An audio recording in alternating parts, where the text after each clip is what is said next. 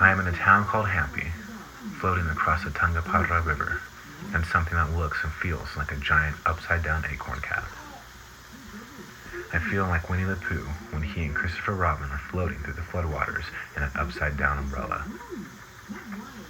The guides who captain these tiny vessels get 10 rupees a head to cross the river, so they tend to squeeze as many people as possible into each trip. Hampi is a holy city in the state of Karnataka. A very long time ago, this was the capital of the Vijayanagar Empire. These days, it is not the capital of anything. In fact, there are only 2 buses a week traveling through here, Tuesdays and Fridays. Being a holy city means that there are ancient Hindu temples here which are protected by international heritage organizations. It also means that bhang is sold here. Bhang is a hash preparation which is used in religious ceremonies in India.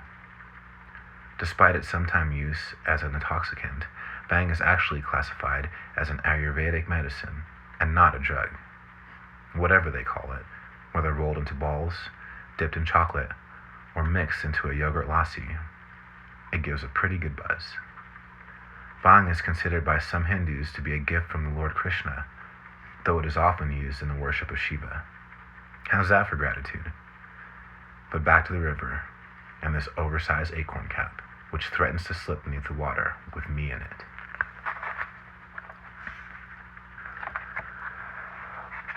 And this place is very relaxed and very isolated.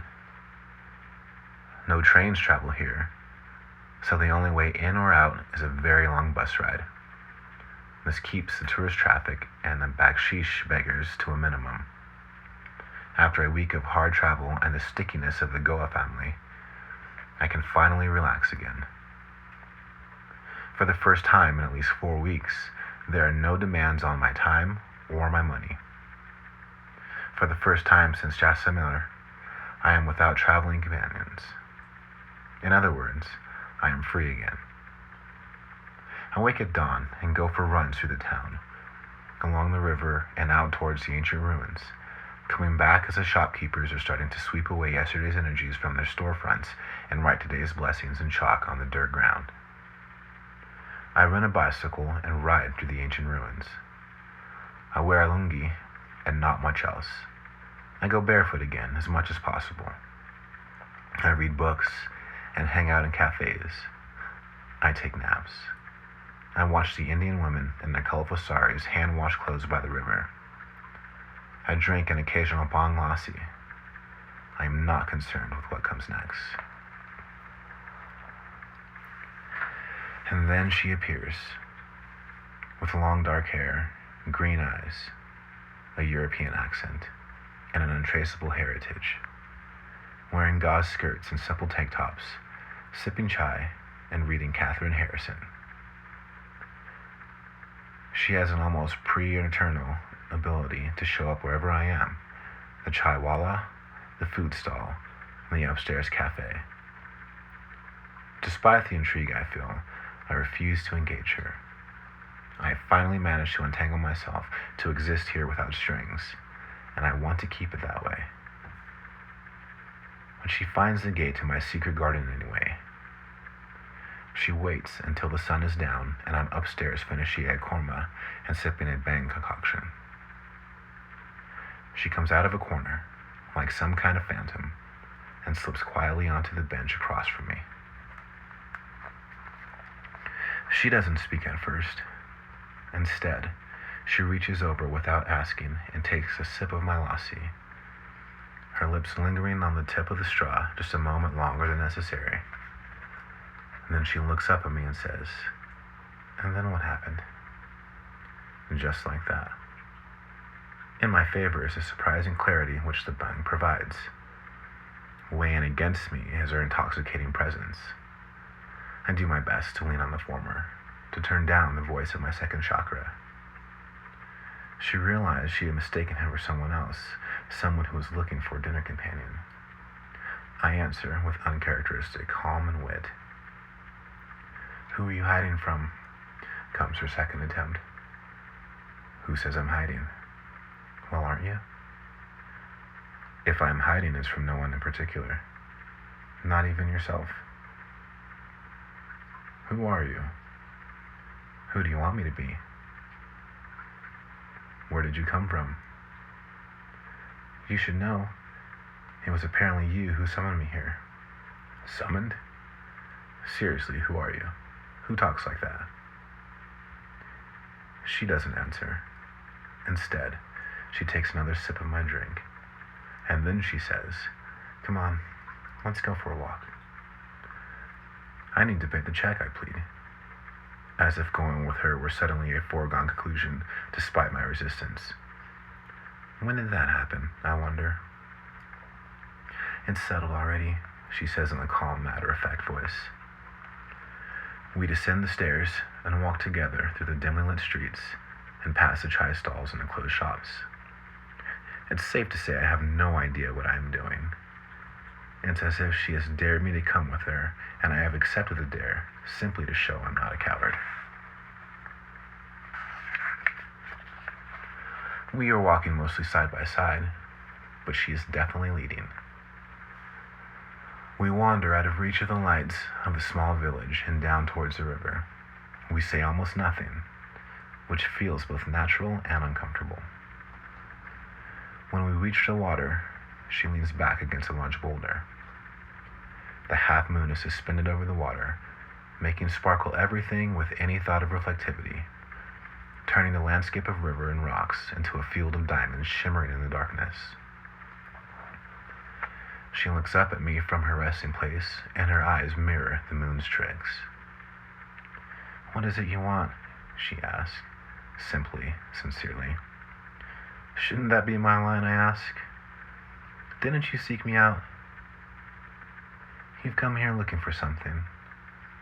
You won't find it if you don't know what it is. You won't find it if you can't name it." "You're very sure of yourself. How do you know what I've named?" I answer. "Even if that's so, you won't find it if you don't know how to ask for it." I completely disregard serendipity, you know. Perhaps. Or it could be you hide behind vague, mystical notions like that to avoid taking full responsibility for your life. You say something like that, and yet you seem like someone who believes in magic. Depends on it, even. You don't seem like a guy who has trouble with words. So why can't you name your desire? With this, she unwraps the delicate scarf from around her neck and places it on the rock next to her. Next, she steps out of her shoes, 1 foot at a time, and caresses the sand with her toes. Are you afraid if you admit what you want, you might have to risk not getting it? You might have to look failure in the face and admit that you borrowed his coat. That's a little trite, isn't it? Is it? If it is, it's only because there are only 4 or 5 human stories. She continues to play in the sand with her toes. Then she lifts her hair off her neck, twisting and resting it on one shoulder. "And what is yours? What do you want it to be?" She is at once mysteriously cagey and also completely transparent. I have no box to put her in. "Does it matter what I want?" "Yes, it does," she says, as she stands again, taking a step in my direction, and then another, until she is right in front of me. She stares up into my face, examining it, searching my eyes for something. Not in a dreamy way, but not cold either. Interested, curious. Then without hesitation, she slides her right hand behind my head and reaches up and kisses me. Her kiss is warm, wet, open, passionate, but not overly eager. It is as if, in that brief moment when she was searching my eyes, she discovered exactly how I wanted to be kissed. And then she kissed me, just like that. Like even I could not have known I needed to be kissed. I meet her kiss and move her body slowly backwards, towards one of the large boulders where her scarf still lays. I lean our bodies gently back against the smooth rock and reach for her hands, her wrists, her arms, her waist. We fall to our knees in the sand, hidden from the world by the giant rocks and the sound of the river. She pulls my t-shirt up and tugs it over my head, kissing my bare shoulders, my neck, my mouth.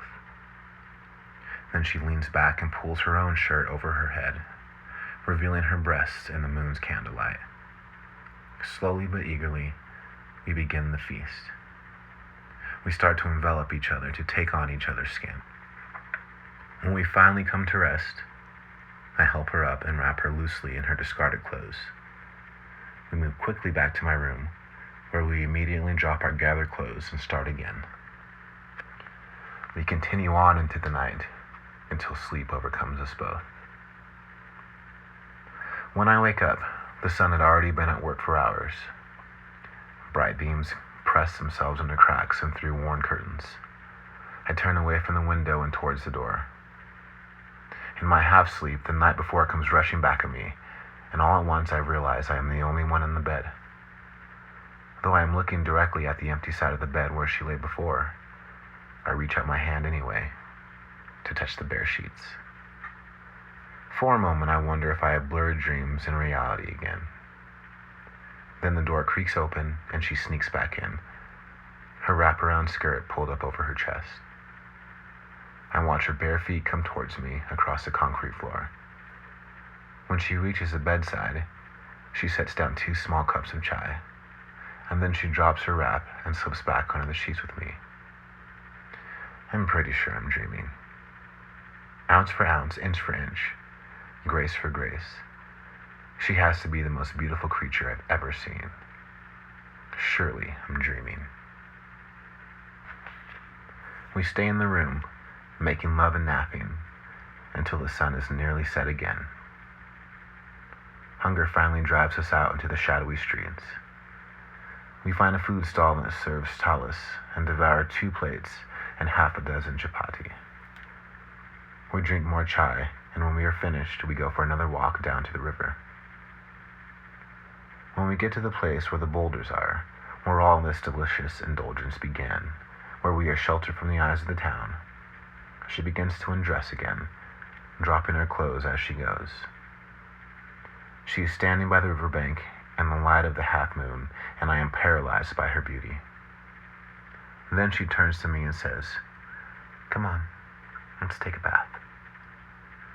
And she walks into the water, holding out her hand to me.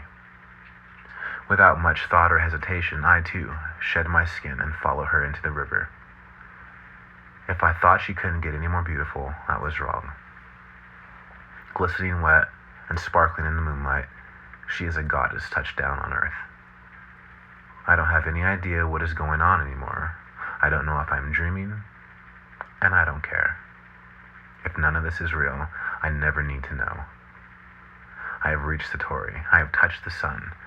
I have disappeared into the soul of the universe. It is Friday mid-morning, and we are having breakfast upstairs in the same cafe where we officially met. After the omelets are gone, we order more chai. Then she realizes she forgot to bring her money and says she wants to treat. She asks for the key to the room and says she'll be right back. Then we can finish our tea and plan our adventures for the day. She never comes back. After 10 minutes, I begin to worry if she is okay. But I think she is probably cleaning up or stopped along the way to get some little surprise. I wait for almost 20 minutes until finally I pay the bill and head back to the room. The door is locked when I get there. I knock, but there is no answer. Eventually, I find the owner and explain that I think I left my key in the room. He looks mildly annoyed as he uses his pass key to open the door. He reminds me that there is a fee for a replacement key. I thank him and close the door behind me. The room looks much like it did when we left. I look around. I check the bathroom. I look in the closet. No sign of her. Then I pull my backpack out of the corner and notice that the contents are upset, like they have been pulled out and stuffed back in hurriedly. Which leads me to my next thought. I scramble under the bed and look to where I stashed my cash belt. My mind pushes back the size of the disappointment that looms unavoidably in its path. I look again, checking different corners, scanning my memory just as furiously to see if I may have moved it to another hiding spot. But I know I didn't.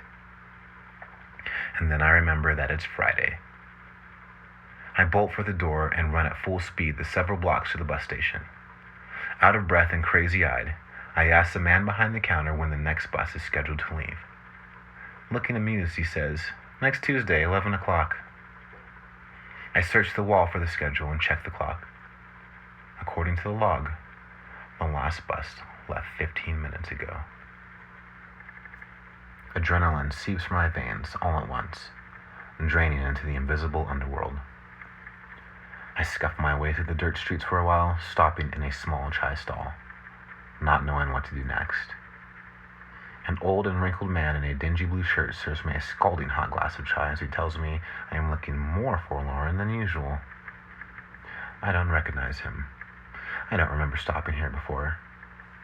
I still don't know if I'm awake or dreaming. That is because somewhere in this life or another I must have sinned greatly. And now I am being punished for it, I answer. "Ah," says the man, "be not too hard on your former self, then. Remember instead what the Buddha said. A pious man cannot find his way into the hidden lands." I look at him with eyes full of questions. I am no longer sure of anything.